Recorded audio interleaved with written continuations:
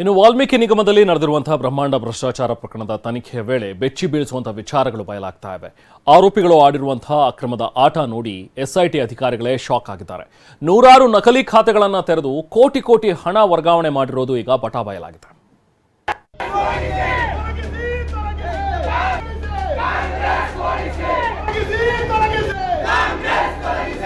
ಅಕಸ್ಮಾತ್ ಇವೆಲ್ಲ ಕೂಡ ಮಾಡೋಕ್ಕಾಗಲ್ಲ ಅಂದ್ರೆ ಮುಖ್ಯಮಂತ್ರಿಗಳು ರಾಜೀನಾಮೆ ಕೊಡಬೇಕಂದ್ರೆ ಒತ್ತಾಯವನ್ನು ಮಾಡ್ತೀವಿ.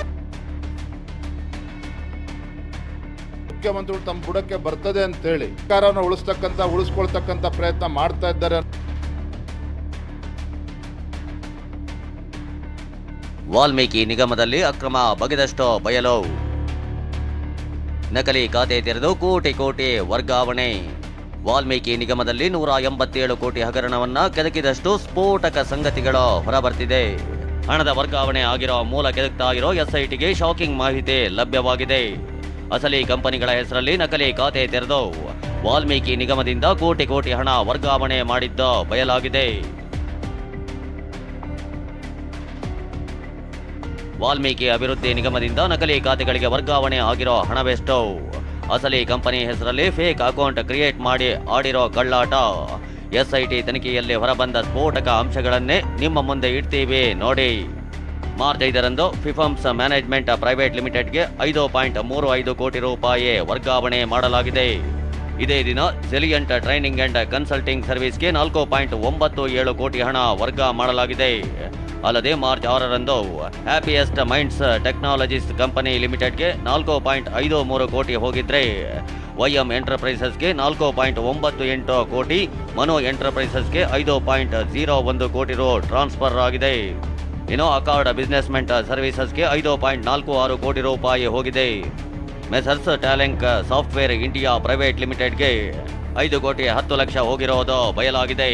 ಅಲ್ಲದೆ ಮಾರ್ಚ್ 11ರಂದು ನಿತ್ಯ ಸೆಕ್ಯೂರಿಟಿ ಸರ್ವಿಸಸ್ಗೆ 4.47 ಕೋಟಿ, ವೋಲ್ಟಾ ಟೆಕ್ನಾಲಜಿ ಸರ್ವಿಸಸ್ಗೆ 5.12 ಕೋಟಿ ರೂಪಾಯಿ ವರ್ಗಾಯಿಸಲಾಗಿದೆ.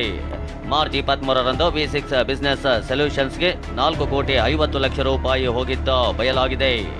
ಮಾರ್ಚ್ 30ರಂದು 8 ವೈಯಕ್ತಿಕ ಖಾತೆಗಳಿಗೆ 40 ಕೋಟಿ 10 ಲಕ್ಷ ಟ್ರಾನ್ಸ್ಫರ್ ಆಗಿದೆ. ವಾಲ್ಮೀಕಿ ನಿಗಮದಿಂದ ಒಟ್ಟು 89.62 ಕೋಟಿ ರೂಪಾಯಿ ವರ್ಗಾವಣೆ ಆಗಿರೋದು ಎಸ್ಐಟಿ ತನಿಖೆ ವೇಳೆ ಗೊತ್ತಾಗಿದೆ. ವಾಲ್ಮೀಕಿ ಅಭಿವೃದ್ಧಿ ನಿಗಮದಲ್ಲಿ ಬಹುಕೋಟಿ ಅಕ್ರಮ ಪ್ರಕರಣವನ್ನ ಎಸ್ಐಟಿ ಜಾಲಾಡ್ತಾ ಇದ್ದು ಮತ್ತಷ್ಟು ಶಾಕಿಂಗ್ ವಿಚಾರ ಗೊತ್ತಾಗಿದೆ. ಚಿನ್ನದ ಅಂಗಡಿ ಖಾತೆಗಳಿಗೆ ಹಣ ವರ್ಗಾಯಿಸಿಕೊಂಡು ಬಳಿಕ ವಿತ್ಡ್ರಾ ಮಾಡಿದ್ದಾರಂತೆ. ಬಹುಕೋಟಿ ಹಗರಣದ ತನಿಖೆ ನಡೆಸ್ತಾ ಇರೋ ಎಸ್ಐಟಿ ಅಧಿಕಾರಿಗಳು ಮತ್ತೆ 10 ಕೋಟಿ ರೂಪಾಯಿಯನ್ನ ವಶಕ್ಕೆ ಪಡೆದಿದ್ದಾರೆ. ಚಿನ್ನದ ಅಂಗಡಿ ಖಾತೆಗಳ ಹೆಸರಿಗೆ ಆರೋಪಿಗಳು ಹಣ ವರ್ಗಾವಣೆ ಮಾಡಿಕೊಂಡು ಬಳಿಕ ವಿತ್ಡ್ರಾ ಮಾಡಿಕೊಂಡಿದ್ದಾರೆ. 193 ಬ್ಯಾಂಕ್ ಖಾತೆಗಳಿಂದ 10 ಕೋಟಿ ರೂಪಾಯಿಯನ್ನ ಎಸ್ಐಟಿ ಸೀಸ್ ಮಾಡಿದೆ. ಇದುವರೆಗೆ ಒಟ್ಟು 28 ಕೋಟಿ ಹಣ ವಶಕ್ಕೆ ಪಡೆಯಲಾಗಿದೆ.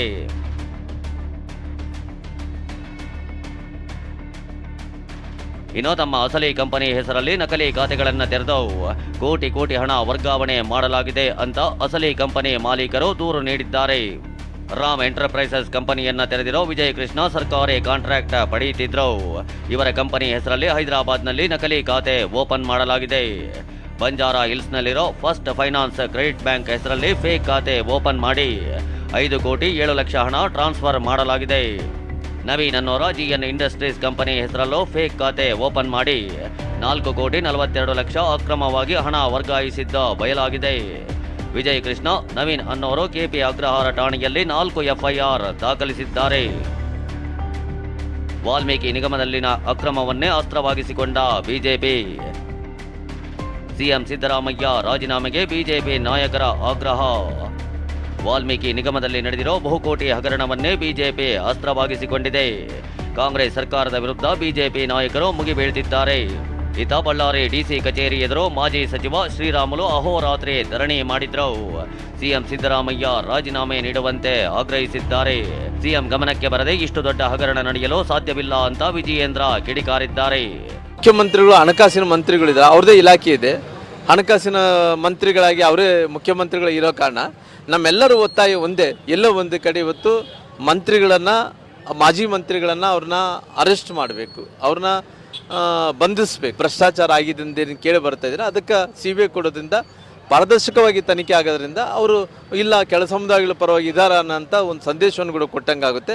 ಅಕಸ್ಮಾತ್ ಇವೆಲ್ಲ ಕೂಡ ಮಾಡೋಕ್ಕಾಗಲ್ಲ ಅಂತಂದರೆ ಮುಖ್ಯಮಂತ್ರಿಗಳು ರಾಜೀನಾಮೆ ಕೊಡಬೇಕಂದ್ರೆ ಒತ್ತಾಯವನ್ನು ಮಾಡ್ತೀವಿ. ಮಾನ್ಯ ಮುಖ್ಯಮಂತ್ರಿಗಳು ಅವರ ಸ್ಥಾನಕ್ಕೆ ರಾಜೀನಾಮೆ ಕೊಡಬೇಕಾಗ್ತದೆ. ಕಾರಣ ಏನಪ್ಪ ಅಂತ ಹೇಳಿದ್ರೆ 185 ಕೋಟಿ ಹಗರಣ, ಹಣಕಾಸಿನ ಸಚಿವರು ಸ್ವತಃ ಮುಖ್ಯಮಂತ್ರಿಗಳೇ ಇದ್ದಾರೆ.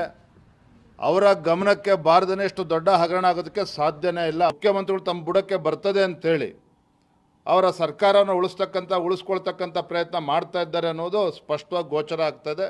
ಹಾಗಾಗಿ ಇದ್ರ ವಿರುದ್ಧ ನಾವು ಪ್ರತಿಭಟನೆ ಮುಂದುವರಿಸ್ತಾ ಇದ್ದೇವೆ. ಮಂಗಳವಾರ ಮುಖ್ಯಮಂತ್ರಿಗಳ ಮನೆಗೆ ಮುತ್ತಿಗೆ ಹಾಕ್ತಕ್ಕಂಥ ಕೆಲಸ ನಾವು ಮಾಡ್ತೀವಿ. ಬಹುಕೋಟಿ ಅಕ್ರಮವನ್ನ ಖಂಡಿಸಿ ಬಿಜೆಪಿ ನಾಯಕರು ಕೆಂಡ ಕಾರ್ತಾಗಿದ್ದವು. ಇದಕ್ಕೆ ಸಚಿವ ಸಂತೋಷ್ ಲಾಡ್ ತಿರುಗೇಟು ಕೊಟ್ಟಿದ್ದಾರೆ. ನೀಟ್ನಲ್ಲಿ ಅಕ್ರಮ ಆಗಿದೆ, ಮೋದಿ ರಾಜೀನಾಮೆ ಕೊಡ್ತಾರಾ ಅಂತ ಪ್ರಶ್ನಿಸಿದ್ದಾರೆ. ಎನ್ ಇ ಟಿ ಬಗ್ಗೆ ಯಾರು ರಾಜೀನಾಮೆ ಕೊಡ್ತಾರಂತೆ? ಈಗ ಎಲೆಕ್ಟ್ರಲ್ ಬಾಂಡ್ ಬಗ್ಗೆ ಯಾರು ರಾಜೀನಾಮೆ ಕೊಡ್ತಾರಂತೆ? ಈಗ ಇವ್ರ ಸರ್ಕಾರದಲ್ಲಿ ಕಳೆದ 10 ವರ್ಷ ಆಗಿರ್ತಕ್ಕಂಥ ಹಗರಣಗಳಿಗೆ ನರೇಂದ್ರ ಮೋದಿ ಹೊಣೆ ಹೊತ್ತು ಏನನ್ನ ರಾಜೀನಾಮೆ ಕೊಡ್ತಾರಾ? ಅದೇನೇ ಹೇಳಿ, ವಾಲ್ಮೀಕಿ ನಿಗಮದಲ್ಲಿ ನಡೆದಿರೋ ಬ್ರಹ್ಮಾಂಡ ಭ್ರಷ್ಟಾಚಾರ ಪ್ರಕರಣ ರಾಜ್ಯದಲ್ಲಿ ದೊಡ್ಡ ಸಂಚಲನ ಸೃಷ್ಟಿಸಿದೆ. ಎಸ್ಐಟಿ ಅಧಿಕಾರಿಗಳು ಹಗರಣದ ತನಿಖೆ ಮುಂದುವರೆಸಿದ್ದಾರೆ. ಆರೋಪಿಗಳು ಆಡಿರೋ ಕಳ್ಳಾಟ ಬಯಲಾಗ್ತಾ ಆಗಿದ್ದು ಇನ್ಯಾವ ಶಾಕಿಂಗ್ ವಿಚಾರ ಹೊರಬರುತ್ತೆ ನೋಡಬೇಕು. Bureau report, TV9.